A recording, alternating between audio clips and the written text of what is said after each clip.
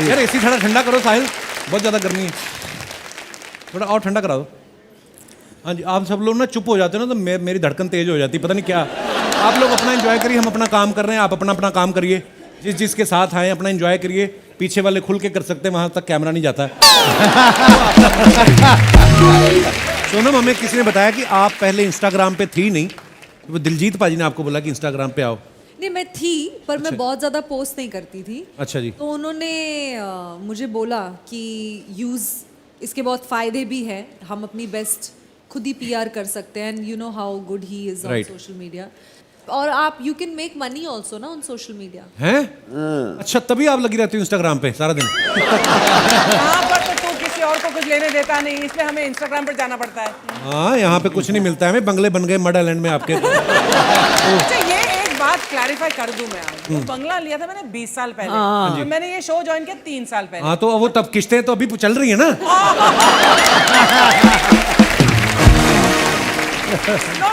वहाँ पे गुरदास मान साहब का बंगलो भी है ना, वो ज्यादा जाते नहीं उधर, तो एक दिन दीवार फांद के कब्जा कर लिया उन्होंने। ताला नहीं खोलती, कहती ये इलीगल है।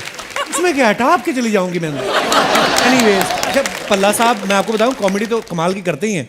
ये खुद प्रोफेसर रहे हैं यूनिवर्सिटी में बहुत देर तक, इनकी वाइफ जो है वो भी टीचर हैं, पिताजी भी इनके टीचर हैं। पाजी, आपके घर में जब बच्चा होता है स्टूडेंट भी बनता है कि सीधा टीचर ही आता है? पाजी एक बात बताओ, जब आप आदमी कॉमेडी करता है ना उसको सीरियसली कम ही लोग लेते हैं, आपके स्टूडेंट्स लेते थे आपको सीरियसली? सीरियसली ऐसा है, जब मैं किसी क्लास ले रहा था, एम्बेसी की कोई स्टूडेंट थी। अच्छा। जब ट्रिमेस्टर ब्रेक हुई तो मैंने सभी से बच्चों को पूछता हूँ, बच्चे छुट्टियाँ कैसी रहीं? सर बहुत अच्छी रही।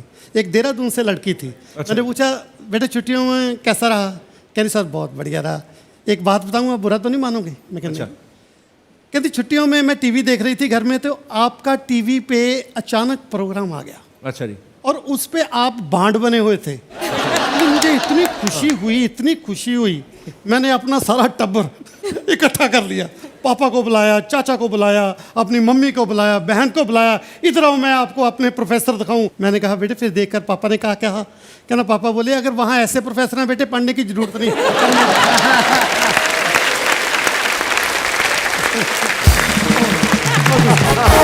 किपी पाजी का एक फेमस गाना है कॉकटेल फिल्म का, आप सबने सुना है, अंग्रेजी बीट पे। और ये गाने के पीछे की मैं आपको हिस्ट्री बताऊं, ये गाना इन्होंने कैफे में बैठे बैठे 2 घंटे में बना दिया था। पाजी कौन सी ऐसी ड्रिंक ऑर्डर की थी आपने, 2 घंटे में ही गाना बना दिया आपने? इज इट ट्रू पाजी? बिल्कुल, बना भी बहुत जल्दी। और मैं जेन्युइनली बताऊं कि कई बार गानों पे बहुत एफर्ट करते हैं, बहुत मेहनत करते हैं। ये गाना मैंने जेन्युइनली कभी डब भी नहीं किया। अच्छा। तो ये डम्मी था, मतलब वहाँ पे एक छोटा सा किसी के घर पे ही एक माइक सा रखा हुआ था। तो हनी वैंकूवर में था मेरे साथ, तो हनी कहता है कि पाजी ये बीट बहुत अच्छी है। तो मैंने एक राइटर को, इससे वीत बलजीत हमारे पंजाब के फेमस राइटर हैं, को बोला कि इस बीट पे कुछ लिख दो। तो उसने यही लिख दिया, मरजानी पौंदी भंगड़ा अंग्रेजी बीट थे। क्या बात है, बहुत बहुत बढ़िया, खूबसूरत गाना हो जाए फिर हमारे दर्शकों के लिए।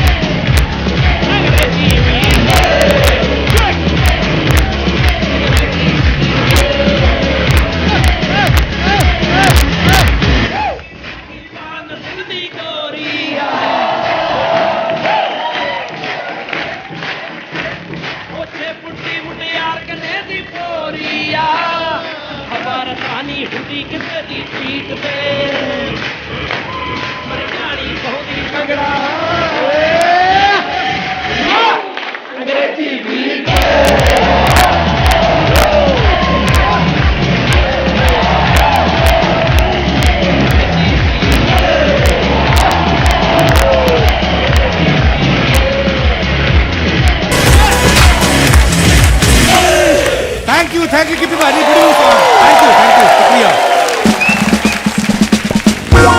भाई वो जो हम अपनी एम्बेसी में जब वीज़ा लगवाने जाते हैं, कई बुजुर्गों को नहीं इंग्लिश नहीं आती होती, ट्रांसलेटर देते ना। वो एक माता वाला किस्सा था ना, जो जाना चाहती है अमेरिका बाहर, तो वो सुनाओ जरा थोड़ा सा। वो सही बात है अर्चना जी। हम लोग जब पहले जाते थे ना वीज़ा लेने, तो सामने इंटरव्यू करते थे आपको। अब तो प्रोसेस काफ़ी चेंज हो गया उनका। तो वो हमारे गांव की एक बुजुर्ग लेडी, अब इंग्लिश आती नहीं है और पता भी नहीं है सामने से क्या पूछा जा रहा है। अब वो उसको सामने से पूछ रहा है, कहते कहाँ जाना चाहते हैं आप? हाँ कहाँ जाना चाहते हैं? अमेरिका। अपना स्लैंग होता है अमेरिका को, है ना, अमेरिका। खड़े हैं साथ में तो वो बता रहे हैं, माता जी वो पूछ रहे हैं किस काम से जाना है आपको, है ना? ਇਹ ਜਿਹੜਾ ਆਪਣਾ ਰਾਜੂ ਦਾ ਮੁੰਡਾ ਨਹੀਂ ਵੱਡਾ ਬਿੱਲਾ ਉਹਦੇ ਮੁੰਡਾ ਹੋਣੇ ਵਾਲਾ ਹੈ। वीज़ा ऑफिसर ने इंग्लिश में कहा कि then why you want to go there, there are so many doctors. तो उसने बोला, वो कह रहे हैं कि वहाँ पे बहुत डॉक्टर्स हैं, आपको क्या जाके करना है वहाँ पे अगर उसके बेटा होने वाला है तो? ਕਹਿੰਦੇ ਹੋएंगे डॉक्टर जो माइयां कर लेती हैं वो डॉक्टर नहीं कर सकते। उसने कहा कि वो वीज़ा ऑफिसर कह रहे हैं कि इस आधार पे आपको वीज़ा नहीं दिया जा सकता। कहते दे दोगे वीजा तो अच्छी बात है, वरना बेटे ने टिकट तो करा रखी है, फिर बिना वीजे के ही चले जाए।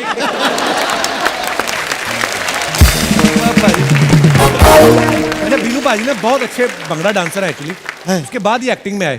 तो लोगों ने पाजी आपकी एक्टिंग देखी थी या भंगड़ा देख के बोला था कि नहीं आप एक्टिंग में जाओ? ਭੰਗੜਾ ਦੇਖ ਕੇ ਬੋਲਿਆ ਸੀ, ਕਹਿੰਦੇ ਇੱਧਰ ਆ ਜਾ ਹੁਣ। कोई सीरियल सूरियल बनते नहीं थे पाजी, कुछ होता ही नहीं था। तो ऐसा था, सब लोग जब हम लोगों ने MA थिएटर एंड टेलीविज़न की तो सब लोग बोले कि वहाँ चलो, मुंबई मक्का मदीना है हमारे लिए, सब वहाँ जाओ जी। मुझे लगा वहाँ जाके क्या करेंगे, क्योंकि जान पहचान तो है नहीं है। तो आहिस्ता आहिस्ता वहाँ पे सीरियल वगैरह चलने लगे पाजी, थोड़ा थोड़ा सीरियल वगैरह चलने लगे। उसके बाद जैसे मैं बताता हूँ, पहली बार मुझे एक दिन के पूरे 750 रुपये मिले थे पाजी। हैं? 750 रुपया किस चीज़ के? सीरियल के। अच्छा जी, कौन से साल की बात है? पाजी 99। काफ़ी थी पेमेंट यार। हाँ जी, पर वो महीने में 2-3 दिन होते थे पाजी। हमारा जो हीरो था ना उसमें पाजी, तो सामने तो पहली बार सुना था कि आपके साथ एग्रीमेंट होगा, कॉन्ट्रैक्ट होगा। तो हम लोग हैरान थे कि मुंबई के लोग तो सुने थे कि ऐसा करते हैं। मैंने कहा यार कमाल है यार, चलो वेरी गुड। हम लोग अपने आप प्राउड फील कर रहे थे। तो सामने डायरेक्टर बैठा तो बोला, हमारे पास एक हीरो था हमारा बलकर्ण, उसको बोला कि देखो भाई, हमें तो समझ आ गई कि 750 रुपये बोले आपको पैसे मिलेंगे, आप सिलेक्ट हो, आप हीरो हो, और 750, ठीक है ऐसा। उसको जीरो नहीं सुना और उसने तभी रोक लिया, बात सुनो, हम लोग 1 मिनट के ब्रेक दे दो, हम लोग सलाह करके बताते हैं। अब साइड पे लेके गया, बोला जवाब ना दो, 75 रुपये मेरी रहने, कल तो नहीं कुछ जा रहा। 75 रुपये कम कर लो तैयार से।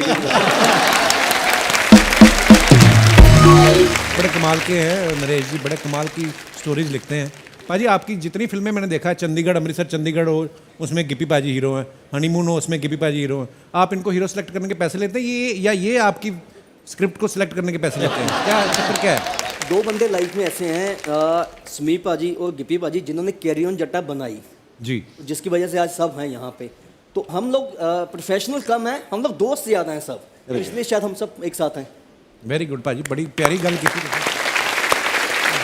पाजी मैं बताता हूँ, पहली फिल्म जब बनी थी कैरी ऑन जट्टा, तो हम लोग बहुत थोड़े पैसे लेते थे, पता ही नहीं था कि इतने बड़े आर्टिस्ट सब लोगों को जानने लगे कैसे। तो पाजी उसके बाद हम लोगों के पास काम आने लगा, तो पैसे ऑफर होने लगे, बोले कोई 10 लाख ले रहा है, कोई 5 लाख, बहुत बड़ी अमाउंट थी हमारे लिए। पाजी पहली कैरी ऑन जट्टा के बाद हम लोगों ने एक फिल्म की, उसमें समीप कंग थे, नरेश जी थे और मैं था। भाजी एक प्रोड्यूसर आया करता था वहाँ, प्रोड्यूसर बोला था कि मैं प्रोड्यूसर हूँ, साथ में गनमैन हुआ करते थे। तो बोला आप तीनों को साइन करना है। भाजी हम लोग कुर्सी लाओ इधर, कुर्सी लाओ, कॉफ़ी लाओ इधर, पढ़ो। हर रोज बैठ के हमारे दूसरे सेट पे पाजी हमें देखता होता था, वेरी गुड, अच्छा कर रहे हो, वेरी गुड। साइन करके नहीं जाता था पर पाजी उसने पूरा 35 दिन की फिल्म हमारी ऐसे शूट होते हुए देखे, हम लोग बोले साइन करके नहीं जा रहा पाजी। तो हम लोगों ने देखा भाई ये ऐसा फ्रॉड लग रहा है हमें, भी रहने दो। उसका अचानक एक दिन फ़ोन आया, वो जलंधर से था। तो कोई भी बोलता था हमें जब आपको साइन करना है, कहीं भी चाहे लाहौर बोल दे पाकिस्तान, हम वहाँ भी चले जाते थे, कर लो साइन यार। तो उसने बोला कि जलंधर आ जाओ, तो हम तीनों ने गाड़ी उठाई, जलंधर चले गए जी। जलंधर जब देखा उसने 150-200 बंदा इकट्ठा किया, सबके साथ फोटो चल रही है पहले, ऐसे फ्रॉड है यार, ये नहीं करता। तो कहता नहीं साइन करके भेजेंगे आज कल। मैं कहा अज जे साइन ना किया इन्होंने, अपने अगे तो फिल्म नहीं करनी ये।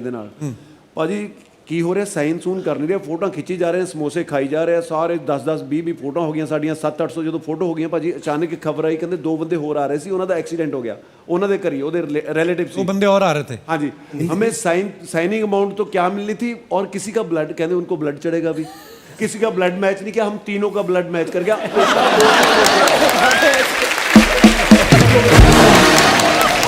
सबसे बड़ी बात तो भी अभी तो चलो फिल्मों की वजह से लोगों को पता चल गया कि ये बंदा पंजाबी है।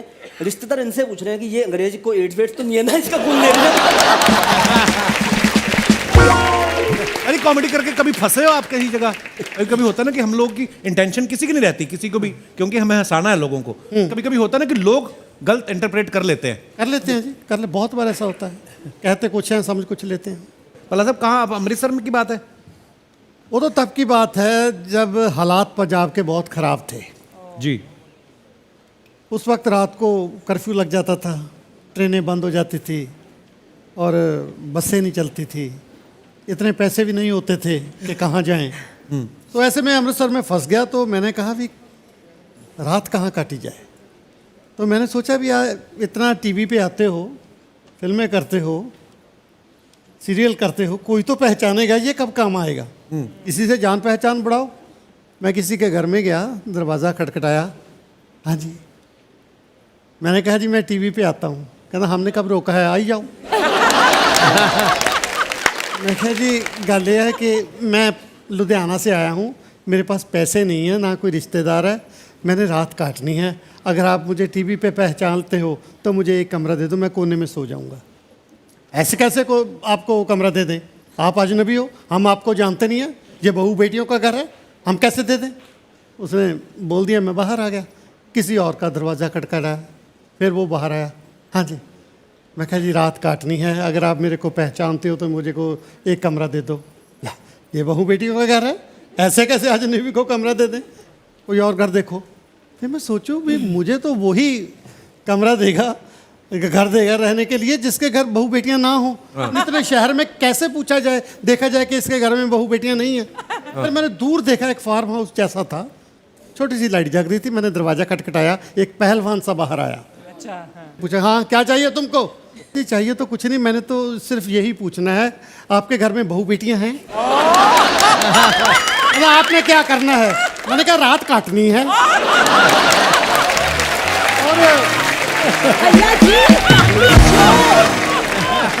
और उसके बाद मुझे नहीं पता रात कैसे कटी, जैसे भी कटी, मैं जब उठा तो मैं समीप कंग जैसा था। इतना फेंका उन्होंने मेरे, तो अल्फाज ऐसे फिसल जाते हैं कई बार। और एक सबसे बड़ी प्रॉब्लम पल्ला साहब की ये भी है कि इन्होंने चाहे क्यूज देने हो या कुछ भी हो, कैमरा फेसिंग होनी चाहिए इनकी। हाँ, yes। मतलब एक जब कैरी ऑन जट्टा 2 का क्लाइमैक्स हम शूट कर रहे थे, सोनम मेरे पीछे बाइक पे बैठी थी, सब चेज हो रही थी, सब पीछे पीछे अपने, कोई मोटरसाइकिल पे, कोई स्कूटर पे, सब पीछे पीछे हैं। तो पल्ला साहब और उपासना जी पीछे वाले स्कूटर पे थे। पल्ला साहब जोर जोर से आवाजें मार रहे हैं, गिप्पी गिप्पी। मैं कहा पाजी की होया, कैमरा कितने आ? मैं कहा पाजी ड्रोन शॉट चल रहा है, ऊपर है, हली हली। अच्छा इनका था कि इन्होंने आवाज मारी थी, जस रुक जा, तो अब ये बोल रहे हैं जस रुक जा।